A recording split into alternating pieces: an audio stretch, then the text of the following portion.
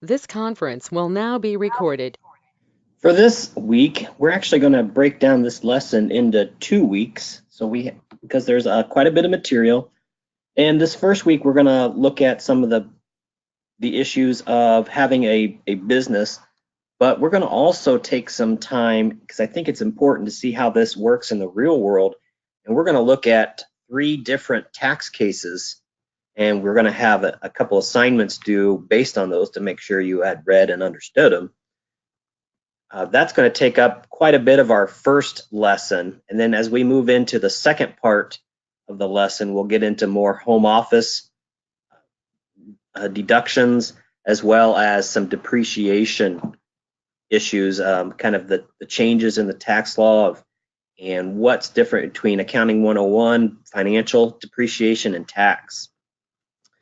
So as we start in, what you're going to want to, and I'll tell you this in a few minutes, but we're going to pause and I'm going to have you open up the court cases that are also within this module. But as we start, if you have your own business and if you meet the qualifications listed here, you should always file the easier form, the Schedule CEZ. If you have your own business and you can't file that, then you have to file the regular Schedule C. So this is for self-employed taxpayers only, not for partners, not for those who have a sub S corporation, and especially not those for a C corporation.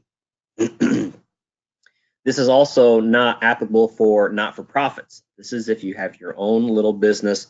Even if you can have employees, that's not a problem. It's just you are the sole owner. So if you're the sole owner and you meet these 8 criteria, you should definitely file Schedule CEZ. All right, so some of the hardest ones to maintain, I'll tell you those as we get through them. This is one of them. You have to have very little expenses, so 5,000 or less in expenses, which can add up pretty quickly. You only do a service type business, so there's no selling of goods. You don't have a net loss, which would be kind of hard to do with only having 5,000 expenses. You only have one business, and this is one of the key ones here. If your business was of any size, you can't have any employees, and if you did have employees, this would probably come into play. You'd probably be paying over 5,000 in expenses. You can't take any depreciation. That's another big one. If you have any type of size business at all, you'd want to be depreciating your bigger assets. And then no home office deduction as well. So that's the basics for a Schedule C easy. If you can meet all those criteria, then by all means, you should file that. Otherwise, you're going to file Schedule C. Now, the next thing I wanted to come to is, should you really file a Schedule C? Do you have a business, or do you really have more of what is called a hobby? And there's a difference between the two on how there's good and bad to actually classifying your activity as either a business or hobby. Sometimes it's better one, and sometimes it's better for the other. And I'll go through that. So what is a hobby? These are just a few of the items that the following court case we're going to look at is going to emphasize. They actually have 9 things that they look at. I picked a couple of the most important ones that I thought. One of the biggest ones here: are you in it for profit?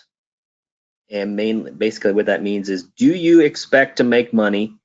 Do you do the necessary tactics to make money? Basically, are you trying to cut your expenses? Are you taking education classes to better make your business? Are you doing the appropriate studies in that field? Or is it more of just an entertainment? Yeah, you may hope to make money, but hope isn't good enough. You've got to actually show business and profit motive. Did you make financial statements to compare year after year? Those are some of the things that would generate and say, yeah, this is a business. Time and effort spent on the activities. So a hobby is more of maybe once or twice a month you do something, maybe every weekend perhaps, but even if it was every weekend, that would begin to border on more of a job. The financial status: do you have a lot of money coming in elsewhere? Do you have to have this business income in order to help substantiate yourself, or are you using it more as a deduction to your income by claiming some losses. And then the personal pleasure standpoint. Do you really like doing this and you would do it whether you made money or not, or do you simply do it to make money? It doesn't mean that you can't like what you're doing and still call it a job and still call it a business. That's not what it's saying. It's basically, are you doing it simply, there's more personal pleasure, even if you got nothing, you would still probably do it. All right, so businesses. The good part about a business, you're allowed to deduct your expenses from your income, especially things like cost of goods sold, depreciation, and all those other expenses, like maybe driving your car, the standard mileage rate for going to clients' homes. That's the good side of a business. The bad side is when you have your own business, you have to pay self-employment tax. And that's at 15.3% of your income, because you have to pay both the employer and the employee portion. Whereas if you have a hobby, the good and the bad first, you have to claim all your income, but no expenses are allowed. You just claim strictly the income, but no deductions for any expenses. That's the key. That's pretty bad. However, if your income is low enough, or you don't have very many expenses, then it may be beneficial for you to claim something as a hobby, because then with a hobby, you don't pay self-employment taxes. All you do is pay the federal and potentially state income taxes, not the self-employment tax. This part is actually, I'm going to delete this because you can no longer deduct items on your Schedule A as a miscellaneous, as we had looked at a couple weeks ago. All right, so at this point, we're going to look at a case called Steve and Janis Law versus the commissioner. And I want us to decide, based on these four and what the court shows, how this would work out in a real world. All right, so this is the court case. See, this was back in 2010, so not that long ago. So it's pretty relevant compared to some court cases go back to 1950s or even before to set precedents. So this one's not that long ago. All right, so this one, it's key to know at PS, that's the petitioners. That is Janis and the guy's name, Steve and Janis Law, petitioners. And R is the respondent, the IRS. And basically the IRS has stepped in and said, you are claiming expenses as a business when we don't feel your fishing is considered a business. Even though you are going into tournaments to earn money, we don't feel that this is a business. This is more of a personal pleasure, more of a hobby. And so therefore you can't deduct any of your expenses. And you're going to see his expenses are quite high. Otherwise, the IRS probably wouldn't have said much. Okay, let's go down through and start looking at some of the facts that were upheld here. All right, so as this is another, just to reaffirm that Mr. Lowe had what he considered a fishing business for 4 years that were in question, and the IRS says no, that wasn't a business based on our findings. So let's look at through these findings. All right, one of the first big things that will jump out is one of the financial status. One of the things that I had mentioned in my notes there a second ago. Notice his wife, Mrs. Lowe, worked as a full-time controller, where she had been there for many, many years, and she earned really good money, $177,000 in one of those years. And then she earned an additional $12,000 just for taking notes at the board of director meetings. So she was well compensated. That court's going to look at that and determine if that is relevant. Notice here that Mr. Lowe was kind of just a stay-at-home guy. He didn't do much. His occupation was simply improving the home. And of course, you receive no income from that. So for these 13, 14 years, he didn't do anything. However, he does love fishing. And before 1999, he was just doing it recreationally. Until then, in 1999, he entered a contest and won a fishing tournament for $6,000. He started thinking that maybe this would be a business.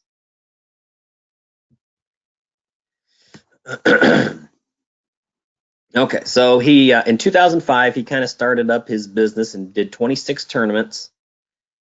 And gross income, so this is not net income, but his gross income was he'd won only $4,241. And in 2006 he did better. He still only won though $10,900. But then you have a lot of expenses. You have the tournament fees to enter into. And one of the items that the court took notice is almost all the tournaments were a dual person tournament. So you had to pay for you and somebody else. Well, Mr. Lowe would enter in a dual tournament, but his wife would be his partner. And his wife, though, that wouldn't be bad, except his wife wouldn't fish at all. She would just lounge around out on the boat all day. So he was single-handedly trying to compete against these double fishermen in a two-man boat. He was trying to beat them as a one-man team. That's not looking at it very business-like. All right, you can see what the first place prizes looked like. He quit the business, what he considered a business, back in 2007, 2006, 2007, because of the emerging cancer. All right, one of the other things that the petitioner, the Lowes, said is, well, we do put a lot of time into our business, because I have all these magazines and books and videotapes on fishing, and I study at least 2 to 3 hours a night. And he was a card-carrying member of all these different fishing things. So he says, look at me, I do care about this and I study it. And he's even contacted people about how to become better. So that would look at it from a business standpoint. You're trying to improve your skill. And he's in the process of trying to obtain commercial sponsorships. He's trying to figure out how to do that. And towards the end of 2006, he consulted this Kevin Van Dam guy, who was a big winner, and how to make his business more profitable. What could he do to win tournaments? Well, one of those things would be to have 2 fishermen in the boat if you're paying for 2. This is one that is going to come back later. Mr. Lowe did not keep a separate bank account. That's not good business tactics if you just combine everything into your personal. That shows it's more of a hobby. And his several sponsors, well, he didn't really receive any money. He just received some lures each year from his sponsors. So is that really a sponsor? As we look now through his earnings and what he was claiming, what the IRS says, yeah, you can't do that. Look at the earnings of the wife, making good money. His earnings, so he did do better every year, but look at those expenses. And then finally his net losses every year. This is what the IRS said, nope, you can't take all these losses. You're basically taking these losses against her income, and these are more personal. You weren't really out there trying to make money, so therefore you can't take losses. The IRS said, nope, all these need to be added back on, and then these need to be added as just regular income, no expenses. So then the court starts to weigh in. So this Court of Appeals, whenever you see a court case, it's always a Court of Appeals. You'll never see a write-up on a regular court case. Just based on my little understanding of court cases, the opinions always come out of a Court of Appeals. So their original entry does not show up. The original determination does not give a pros and cons. You don't really find that. You find it only when it's a Court of Appeals. You can find the writings in the court case. All right, so the court's going to look at 9 factors to see if this business was really a business. And it says here, none of these weigh more than another. Not one will say, yes, this is definitely a business or not. All right, the manner in which they carry on the activity. Do they do business-related activities? The expertise of the taxpayer, the time and effort spent on the business. How much assets have you put into the business? How much success are you having? Your history of losses and income, occasional profits, the financial status of the taxpayer, how well off are you, and personal pleasure. All right. So the first thing they're going to look at, the first thing they're going to find when how did you carry on this? They look at this and did you maintain complete and accurate books? Did you conduct the activity that any other business would have done to be profitable? And did you try new things to make your business better if it was previously unprofitable? All right, the first subsector, whether Mr. Lowe contained accurate books and records for his activity. Nope, he sure didn't, not very well. He says he retained the receipts from expenses, so he had his receipts, and he put all those expenses into a handwritten ledger organized by expense category. Well, at least it was organized by category. That's at least one little plus. But he didn't keep them in a nice layout, perhaps in a computer document like QuickBooks, or didn't have a professional do it for him like a CPA. So no other documents were listed. So basically he just had receipts in a book or in a shoebox. So that's, well, you could do that as a business, but it's not the best. All right, Mr. Lowe explained that Mrs. Lowe is a professional bookkeeper and that she assisted him. But keeping things in a book and then on a handwritten ledger does not show evidence that middle books were kept. And you would usually keep these to look back on to see where you could cut at your expenses to obviously increase your profits. The petitioners, that's the fishermen people, stipulated that, yep, they repaired no records or any other things for the activity. They agreed with that. And this is key here. He did not maintain a separate bank account. That's pretty, that's tough. That's not a real business move there. And he didn't prepare any plans or profit and loss statements, so he had really no clue of how well he was doing year to year. However, after all of that, the court concluded that this sub-factor is neutral. I thought the court factor was very easy on him.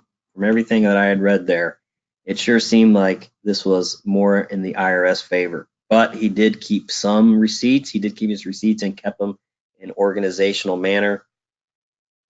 This is his only saving grace there. All right, the second sub-factor. There is no evidence that he had been successful in other businesses in fishing in mind. So the IRS was in favor here. And when you look back in his fishing tournaments, he's presently only fishing in tournaments that exceed 25,000. He acquires sponsors in learning to hopefully improve it.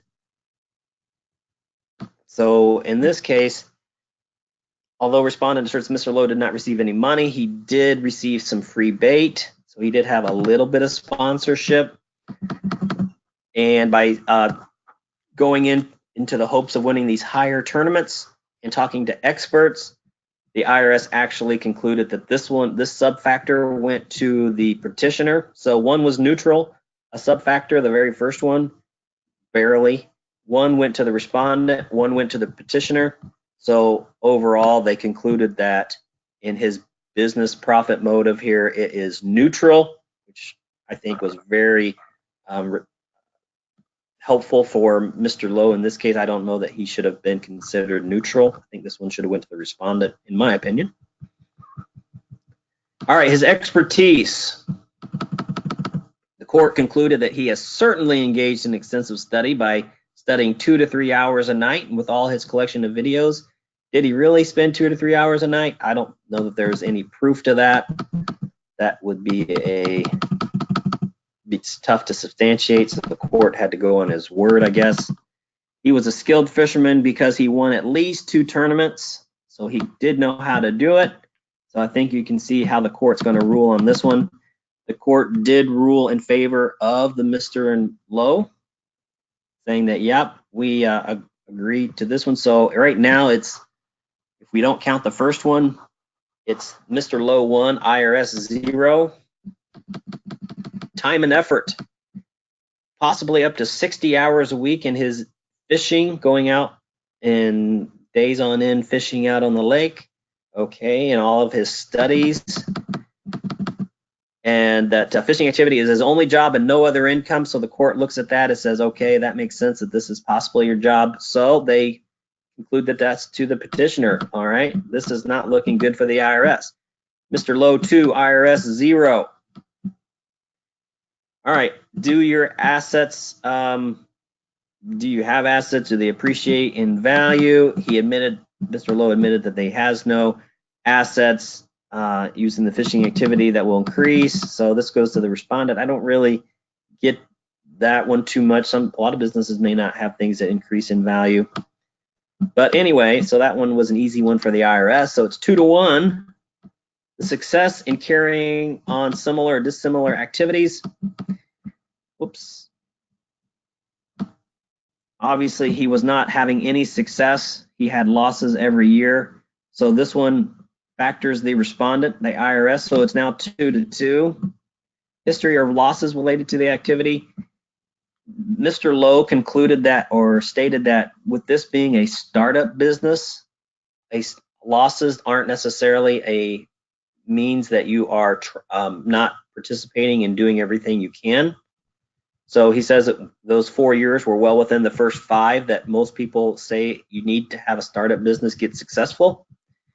The court agreed, and they did not think 5 years was excessive, and that his earnings did increase every year. Yeah, we saw that. It went from 400 to like 2,000, 4,000, 10,000 until his cancer forced him to quit. So he was getting more and more money. His expenses were staying about the same, but he still had major losses. So the court kind of went, they split this one, which I think kind of helped the IRS in this case. Even though he never made a profit, it is during the startup stage, so they're going to go neutral. So it's still 2-to-2. It's a close race, and there's only 3 things left. The amount of occasional profits, if any, from the business. As you can see here, the court tried to be cute.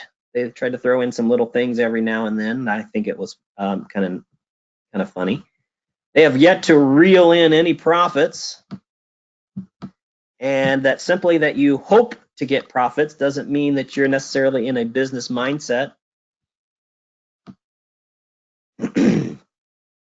He, of course, wanted his thing to make money, but even a hobbyist doesn't want to lose money in any of their activities.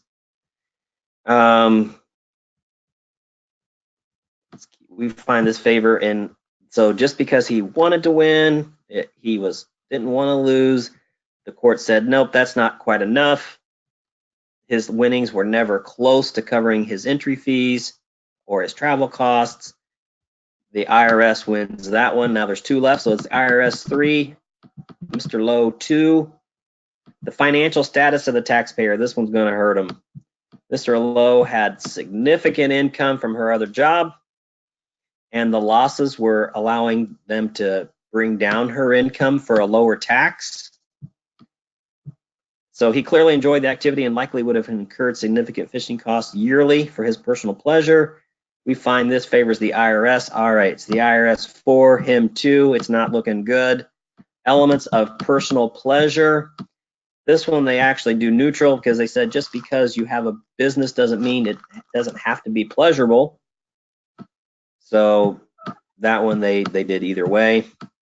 Generally, that one would only go towards the petitioner, almost never towards the IRS, because somebody could say, I'm doing this business and I get no pleasure out of it at all. Then it would go to the petitioner. But this one, obviously, he does get pleasure out of it. But just because he gets pleasure doesn't mean it's not a business. So it's either going to be neutral or away from the IRS. All right, so some of the overriding the findings, the conclusions here. He would enter Mrs. Lowe as his partner, but then fish alone.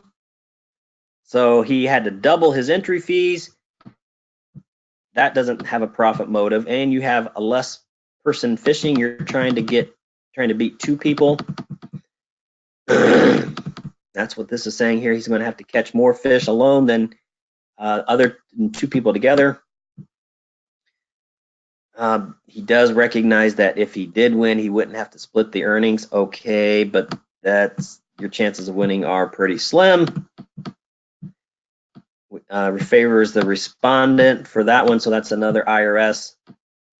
We conclude that Mr. Lowe's fishing was not engaged in a for-profit motive, therefore he cannot deduct his expenses. So that's what the court had finally ruled. So he had to go back and pay all those, pay the back taxes because he was deducting those losses. The final thing the court looked at here is, should there have been a penalty involved for negligence? And basically, just to summarize here, the court ruled that Mr. Lowe, even though he couldn't run his business, he did have reason to believe that he could have. So the court said, no, we're not going to impose, the IRS can't impose a penalty for underpayment because you at least had a reasonable basis to think that you could have ran this business as a business and deduct it in such a way. So that was the final conclusion here for this case. So I thought that was an interesting case, knowing how the court looks at the difference between a business and a hobby. The next thing we're going to look at, we're also going to have a couple court cases to examine. When you have your own business, or even if you're working in a business, how should you be classified, or how should you classify an employee as your worker, as an employee or an independent contractor? Common law rule says an employee, if you're an employee, if the employer can control, doesn't mean they have to, but they can control what will be done and how it will be done. So they can control both aspects. So note there, this is even when you give the employee the freedom of action, titles don't mean anything. So just because somebody's called an independent contractor doesn't mean that they're an independent contractor. So things that the court has later on ruled, that here are some items that we look at when determining if somebody's an independent contractor or if they're simply an employee. Does behavioral control exist? Does the business have the right to control what is done? So an employee is generally subject to business's instructions about when and how and to work was done. Independent contractors kind of do it however they feel is best and at the time that they want to do it. Training, an employer and employee relationship, they'll usually give training. With an independent contractor, there's usually very little training. Financial controls. Does the person have a chance to realize a profit or a loss? And if you're an independent contractor, you usually have the opportunity for a loss if you don't charge enough, if you take too long to do something and your expenses begin to outweigh your profits. That would be a definite independent contractor. How much time and how much effort, I should know, how much money have you put into the business? Do you have all of your own equipment, or does the employer provide most of your equipment for you? That would be an employee in that case. And then how are you paid? Are you paid like on an hour by month, or are you paid by job or a flat fee? That would be a sign of an independent contractor. The relationship, what does the actual contract say? That's going to create something. That doesn't mean that's set in stone, that that's what it is, but at least that gives you a starting point. How is the compensation done? How is work to be done? Do you get any benefits? If you get benefits, usually that would be an employee type arrangement. So what we're going to look at now, we got two cases. We're going to look at this Byers case, Ronald Byers, and then we're going to compare that to this Pinot trucking, because I think the two courts here have a little bit different opinions, or perhaps the court case looking at Pinot was a little bit stricter. So at this point, I would go ahead and bring up the second court case, the Byers one. So this is Ronald Byers petitioner versus the IRS back in 2007. So again, not that long ago. the whole thing with this case is Byers says he should have been treated as an employee all along. And the company says, no, you were never an employee. You were always an independent contractor. And the IRS says, okay, if you're an employee, you should have, or if you're an independent contractor, you should be paying taxes, federal and self-employment taxes, but you never have. So they're going after this Byers and saying, as an independent contractor, you should have been paying us money. And Mr. Byers says, no, I was an employee. That should be the employer's job to pay that money. As we'll see here, it doesn't really matter. If you, even as the employee, if your employer doesn't pay it, you're still responsible. And then perhaps you can go back and fight it later, but you are responsible. All right, so the court had ruled that these amounts, all these amounts added up for each year, he needs to pay. So as you can see, it's quite a bit and reason enough to go to court, especially in year 2000. They said he owes $25,000 plus these in penalties, so an extra $7,500 in penalties. That's quite a bit of tax that he owes for just that 1 year. All right, so does the petitioner have to pay self-employment taxes? At least the employer's share. All right, so some of the facts here. I'll kind of give you a little bit of the background. ECI is the person that is the company that gets the orders that says, hey, we have a shipment order, and then they look to others, to independent, what they call independent contractors, to make those orders. So they're kind of the headquarters. They're the middleman. Some outside company contacts them, and then they contact a driver to make the delivery. So they're the central point. Mr. Byers was that extra driver. Doesn't matter how your deliveries are made. All right, so this is how the person is paid who does the driving.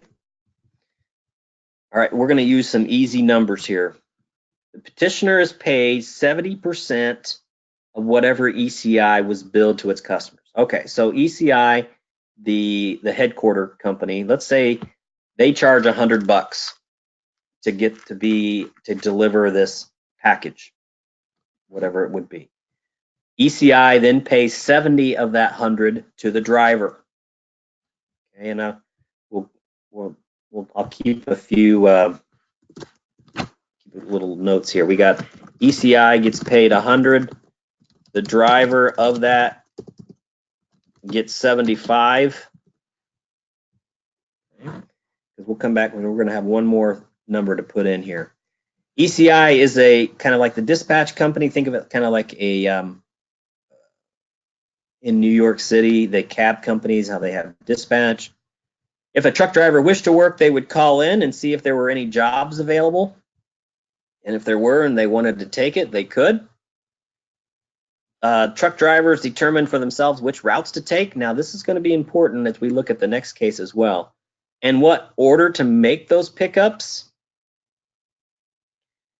They were not paid a set wage. They were paid a percentage of whatever ECI was paid. So remember, 70%. So the more deliveries you made, the more money you made. All right, ECI, truck drivers, they did not actually bill the customers. Well, so that kind of looks like an employee relationship. ECI did all the billing, so the drivers didn't have to do any of that, didn't have to collect money, go after them if they didn't pay. All right, something that's more of an independent contractor, the ECI, the truck drivers didn't accrue any type of sick pay or vacation pay or any other benefits. So that's kind of an independent contractor note. The truck drivers were not precluded from making deliveries for other companies. So that means they could do a competition. They could work for the competition. That looks more like an independent contractor. ECI did not provide trucks. The people had to provide their own trucks or lease trucks, in which case this person did. Mr. Byers, he contracted with this Conrad Companies, which is related, kind of like a sister company to ECI. So ECI, through this parent company or subsidiary, had trucks available for lease, along with other things. So this driver, he didn't have his own truck, so he went through the company and leased a truck. Notice here, when you do lease the truck, whether the trucks are owned, ECI does not pay the drivers for fuel. Now that's the ECI, that's just your primary parent company. However, the leasing company, they do pay for fuel. So when you lease the truck, you don't have to pay for anything. However, what you do end up is you lose some of your profits. So notice here, the lease payments of the truck were equal to approximately 55% of the amounts that ECI owed the truck drivers. So back to my little example, remember the ECI was paying the truck driver $75 out of the 100. So that means that the subsidiary, the leasee, the leasor, they would get 55%. The person who was leased, they would get 55% of this $75. So I'm just gonna estimate that that's $40. So that means that the driver now remaining is only down to, from the 75, he's losing 40 to having to lease the truck. So now he's down to $35 in actual earnings. So in a sense, he's paying $40 to lease the truck, but he doesn't have to pay any fuel or anything like that.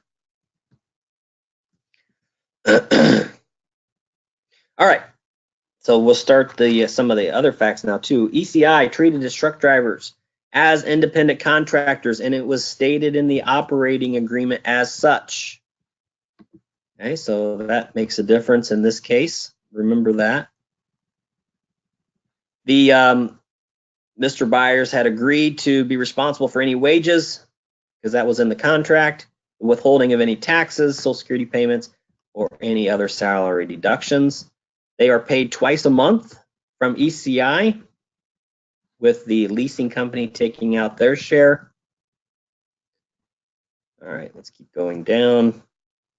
Neither ECI ever withheld any earnings for federal or state employment taxes.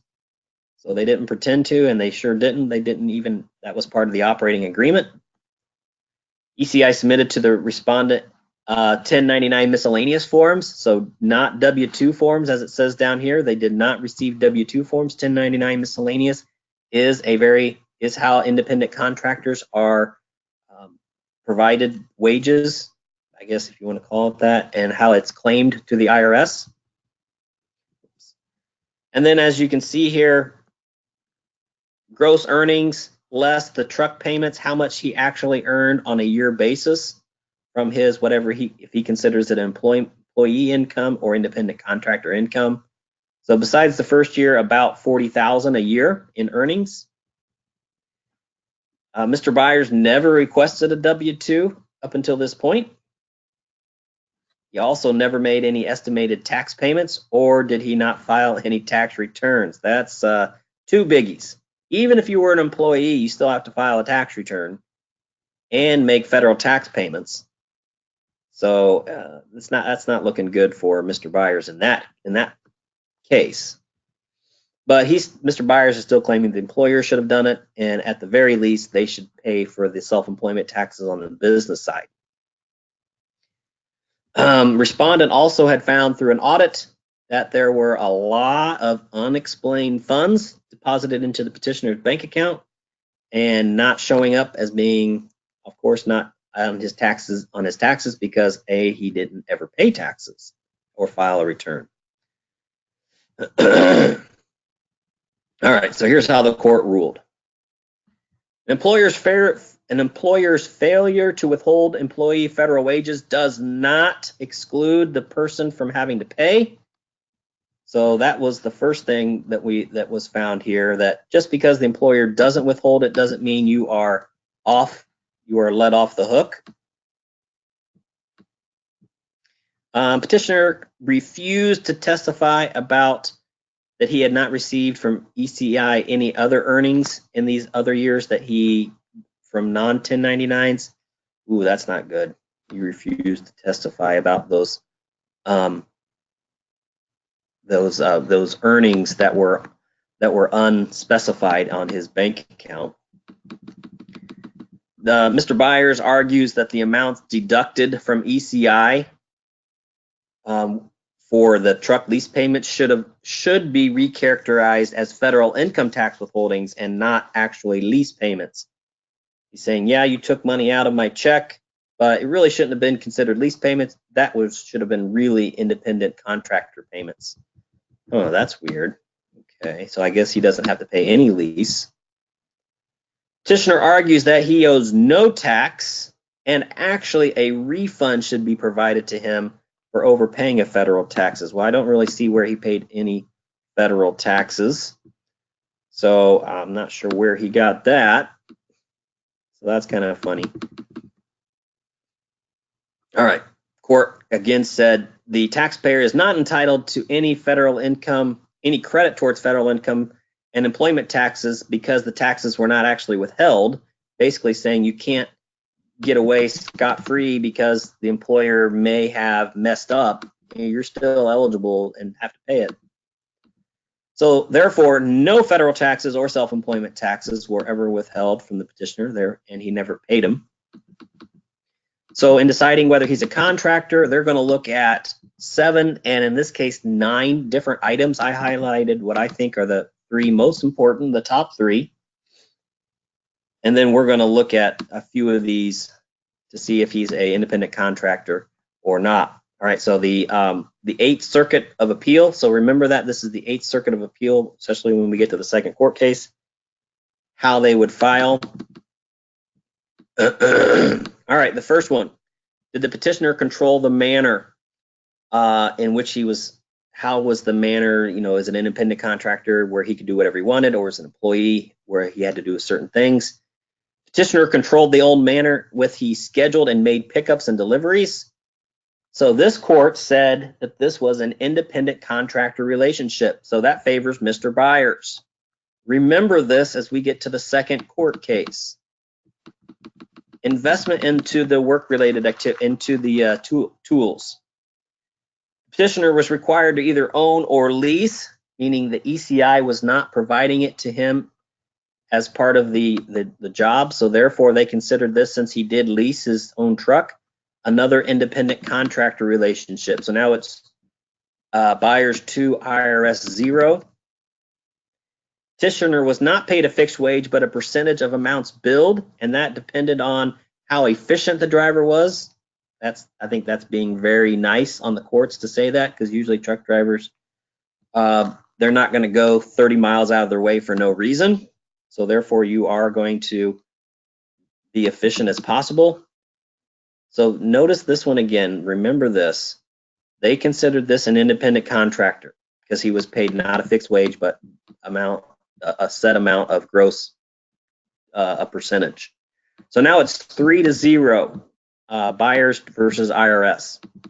The termination, they actually provided this as neutral because they could give 30 days notice, but it wasn't required. So it was still 3-0. Participation in a service integral to regular business. Because hiring truck drivers was integral to their business, the IRS said that this would be more of an employee-employer relationship because they're going to have the drivers anyway.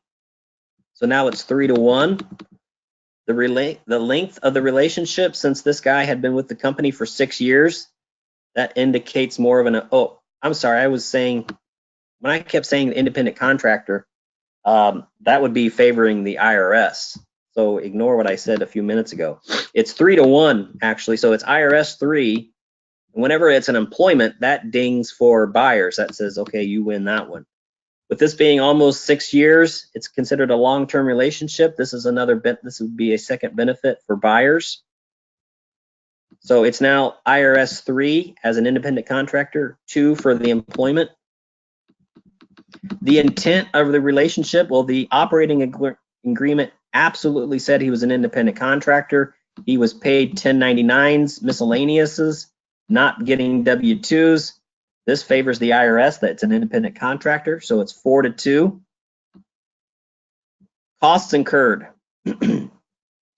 55% of his earnings had to go towards the lease of the truck. So that's a pretty substantial cost every time that you have to bear that an employee normally wouldn't have bared. Another independent contractor. So it's now 5-2.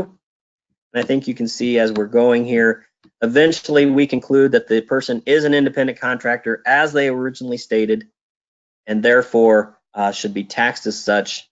And he owes, basically they ended up saying that he owes all the taxes that was deemed, and the decision was in favor of the IRS.